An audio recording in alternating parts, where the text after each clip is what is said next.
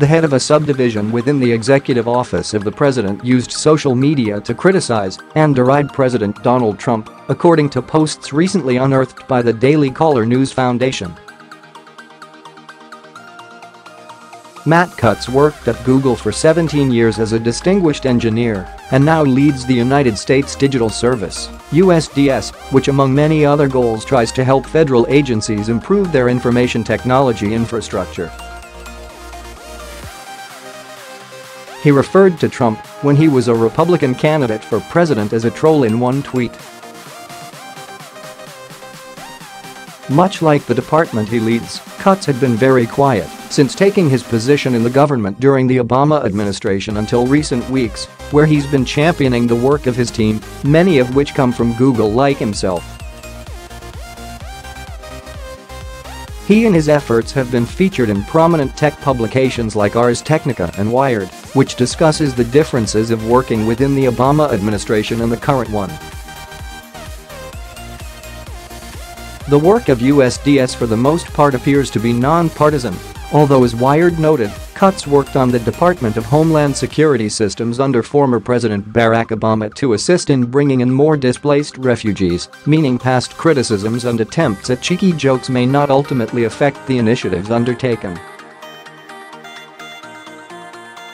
However, decision-making processes can still be influenced by personal biases, whether consciously or subconsciously, and seep into the processes and endeavors assumed.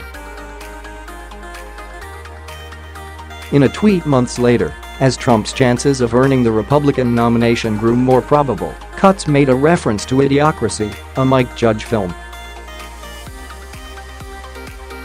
The oft-cited cult classic is centered around an experiment conducted on a military librarian who is placed in suspended animation and wakes up hundreds of years in the future to find a world run by Nimrods. Brawndo is the fictional eponymous sports drink created by a company featured in the movie.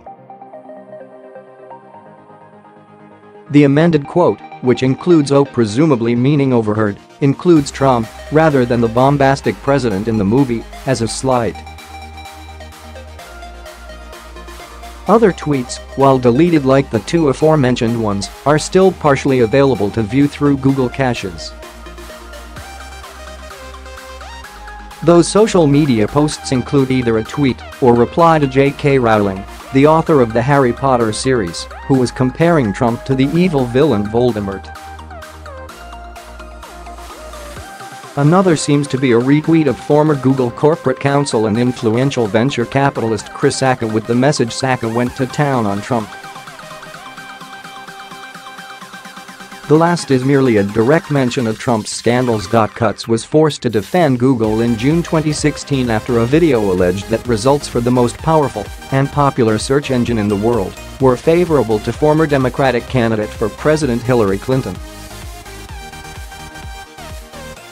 Similar to Cutts, former Google CEO Eric Schmidt, who was an unabashed supporter of Clinton, serves as the chairman of the Defense Innovation Board, DIB, a Department of Defense program with like-minded goals to the USDS.